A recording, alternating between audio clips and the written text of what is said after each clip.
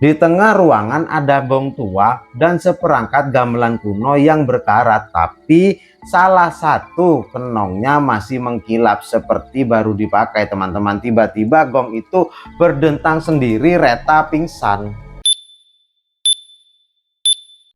Assalamualaikum warahmatullahi wabarakatuh. Selamat datang di channel Lampak Tilas, mengungkap sejarah, mitos, atau fakta. Jumpa lagi di channel Lampak Tilas. Terima kasih untuk teman-teman yang sudah klik channel ini. Mudah-mudahan kita semua diberi kesehatan. Kali ini saya punya sebuah cerita. Jadi cerita ini menceritakan pada tahun 2024 seorang jurnalis muda bernama Reta datang ke sebuah desa terpencil bernama Ngembat Sari, dan desa ini termasuk nama semua sudah kami samarkan. Jadi desa ini menyimpan sejarah kelam tentang sebuah pabrik gula tua yang sudah tak beroperasi sejak tahun 1982 teman-teman. Jadi tujuan Reta adalah membuat liputan tentang bangunan tua bersejarah. Namun warga lokal menyimpan ketakutan yang tak terucap. Cerobong raksasa pabrik itu yang berdiri menjulang di tengah reruntuhan konon mengeluarkan suara tangisan setiap malam Jumat Kliwon. Penasaran dengan ceritanya? Jangan kemana-mana, cekidot.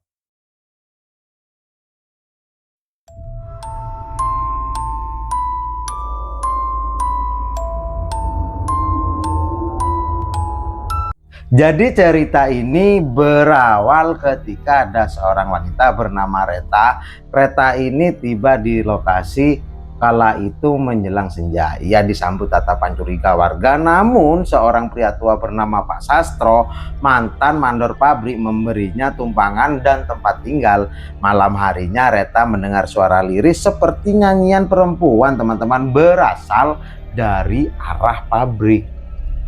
Reta penasaran, ia kemudian keluar dan berdiri di depan pagar pabrik. Cerobongnya tampak seperti menatap langsung padanya. Lalu suara itu terdengar cukup jelas, "Selamat datang pengantin baru."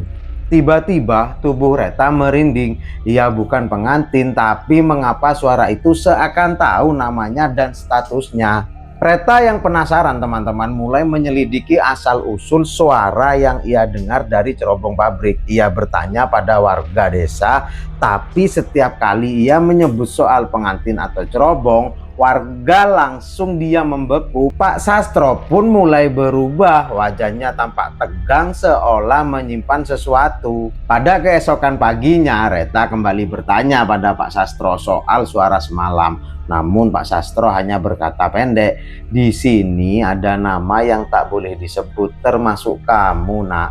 Jangan main-main ya." Reta makin penasaran teman-teman. Ia mencari-cari arsip tua dan mendatangi kantor kelurahan lama. Di antara tumpukan dokumen berdebu, ia menemukan artikel koran tahun 1982 dengan judul "Pengantin hilang saat upacara. Pabrik gula tutup mendadak." Di artikel itu ada foto perempuan muda mengenakan kebaya pengantin berdiri di depan pabrik, namanya Lestari.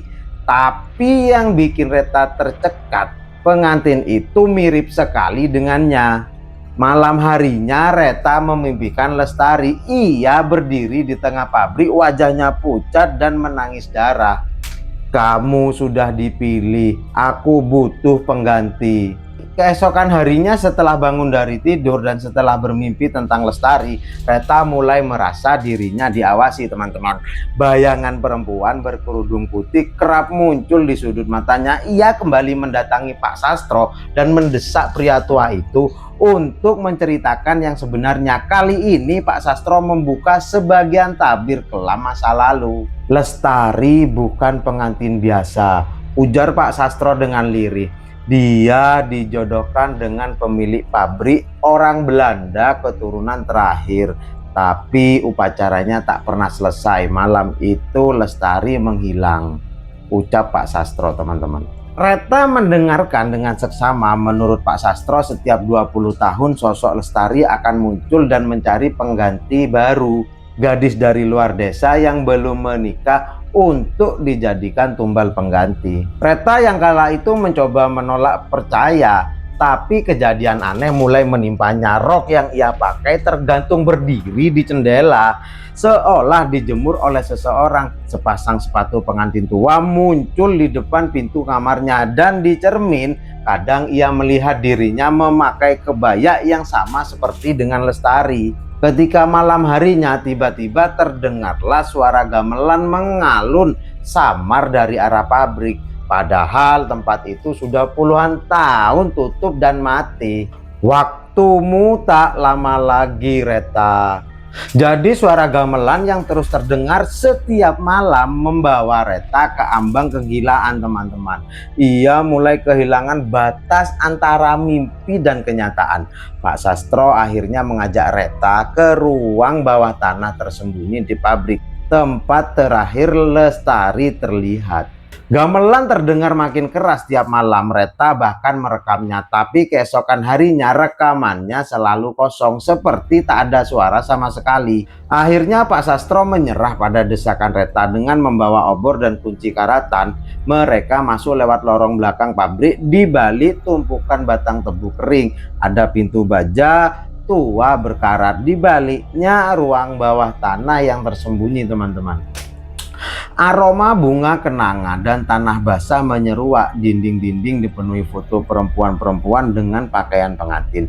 Semua berdebu dan pudar. Mereka tumbal-tumbal sebelumnya, bisik Pak Sastro. Semua luar desa, semua menghilang. Di tengah ruangan ada gong tua dan seperangkat gamelan kuno yang berkarat, tapi salah satu kenongnya masih mengkilap seperti baru dipakai, teman-teman. Tiba-tiba gong itu berdentang sendiri. Reta pingsan. Dalam ketidaksadarannya, ia melihat Lestari berjalan menghampirinya dan berkata, "Satu lagi, lalu aku bebas." Kemudian Reta bangun, teman-teman, dari pingsan dengan luka kecil di dahinya seperti bekas tusukan jarum. Ia mulai mendapatkan penglihatan kilas balik masa lalu. Melalui penglihatan itu, Reta mengetahui bahwa Lestari bukan korban pertama, dan semua ini berakar dari perjanjian terlarang yang dibuat oleh pemilik pabrik, yaitu Tuan Van Hels. Reta mulai melihat potongan masa lalu secara acak. Lelaki Belanda dengan sorban merah, altar berisi sesajen, dan Lestari yang meronta saat dipaksa masuk ke ruangan bawah tanah. Dari catatan usang yang ia temukan di kantor tua pabrik, Reta membaca bahwa pada masa kolonial Tuan Van Hels membuat perjanjian dengan entitas halus penunggu tanah pabrik demi kejayaan produksi gulanya. Tumbalnya adalah satu pengantin setiap 20 tahun dipilih dari luar desa agar darah manis tetap mengalir di antara roda mesin. Lestari adalah pengantin terakhir, teman-teman, hingga pabrik itu terbakar dari dalam dan ditutup. Tapi karena ritualnya belum selesai, arwah Lestari tak pernah tenang, terjebak antara dunia dan perjanjian. Dan kini Reta telah dipilih sebagai penyelesai ritual itu. Kemudian Reta menatap sebuah cermin dan melihat pantulan dirinya tersenyum, tapi bukan dengan wajahnya sendiri. "Akhirnya kau datang, penggantiku," ucapnya. Setelah apa yang dia lihat melalui penglihatan dan penemuan masa lalu, Reta mulai merasa kehilangan kendali atas tubuhnya sendiri. Ia mendengar suara-suara aneh memanggilnya ke pabrik setiap malam. Warga desa pun mulai menjauh, menganggap Reta sudah dicium oleh Lestari.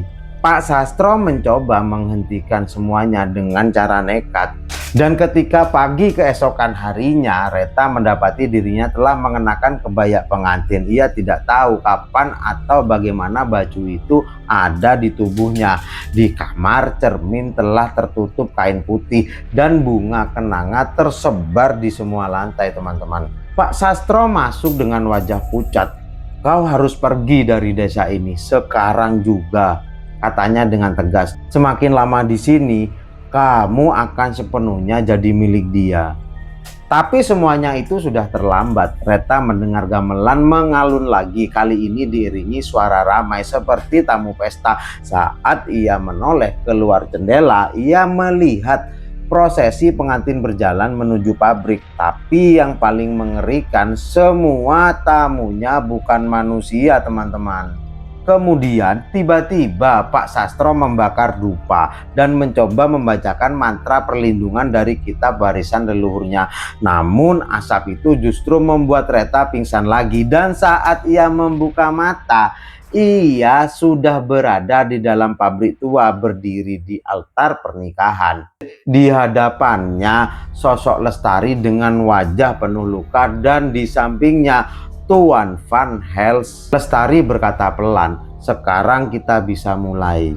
Reta terjebak, teman-teman, di altar pernikahan gaib bersama arwah Lestari dan Tuan Van Hels. Di tengah ritual ia mulai melawan dari dalam, mengingat siapa dirinya dan bahwa ia bukan bagian dari perjanjian terkutuk itu. Namun semakin ia melawan, semakin kuat cengkeraman Lestari atas tubuhnya. Di dalam pabrik, waktu terasa berhenti. Tamu-tamu yang hadir ternyata adalah roh para pengantin sebelumnya. Mata kosong, wajah pucat, tapi mereka semua berbisik seolah merayakan datangnya pengganti. Tuan Van Hels membaca mantra kuno dan sebuah pisau perak muncul di altar. Lestari menggenggam tangan Reta lalu berkata, "Dengan darahmu aku akan bebas. Kau akan melanjutkanku dan kutukan ini hidup kembali." Namun saat Lestari hendak menusukkan pisau, Reta berteriak, bukan karena takut, tapi karena ia sadar ia bisa bicara langsung dengan para roh tumbal.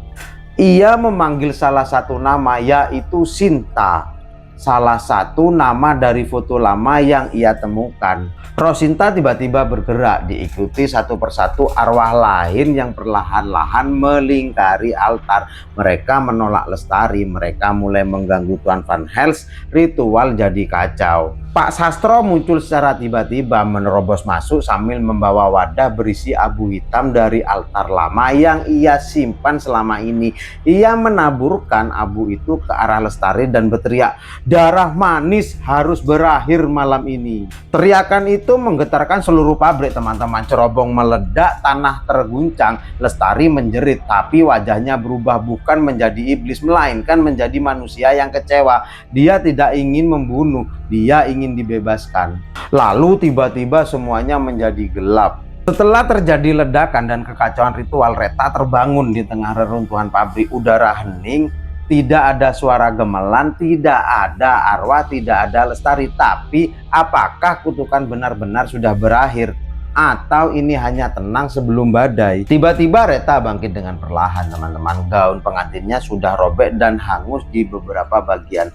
Ia melihat Pak Sastro tergeletak di pojok, masih hidup tapi tak sadarkan diri. Pabrik itu benar-benar runtuh sebagian. Cerobongnya kini patah dan terbenam ke dalam tanah. Kala itu sinar matahari pagi sudah menyelinap masuk. Untuk pertama kalinya tak ada suara tangisan dari cerobong. Kemudian Reta berjalan keluar pabrik. Warga desa mulai berdatangan, terpaku melihat asap tipis dari bangunan yang telah mereka hindari selama puluhan tahun. Seorang ibu tua berkata, "Sudah lama kami tunggu ini selesai," ucapnya. Akhirnya Reta kembali lagi ke penginapan, berkemas dan bersiap pergi. Namun sebelum naik mobil, ia menemukan sehelai kain putih tergantung di kaca spion dengan tulisan tangan samar. "Terima kasih, sekarang aku bisa menikah di tempat yang damai," ucap Lestari melalui tulisan itu. Reta menatap langit, teman-teman. Ia tahu dirinya tidak akan pernah melupakan tempat ini. Namun di tengah jalan keluar desa, kamera videonya yang ia letakkan di kursi depan tiba-tiba menyala sendiri. Dalam layar kecil itu terekam seorang perempuan dengan kebaya putih duduk diam di kursi belakang. Begitulah kisahnya, teman-teman. Akhir dari sebuah perjalanan seorang Reta yang terjebak di pabrik gula di sebuah desa. Nantikan cerita berikutnya. Mudah-mudahan kita semua diberi kesehatan. Jangan lupa subscribe, like, dan share channel Lapak Tilas, mengungkap sejarah, mitos, atau fakta. Wassalamualaikum warahmatullahi wabarakatuh.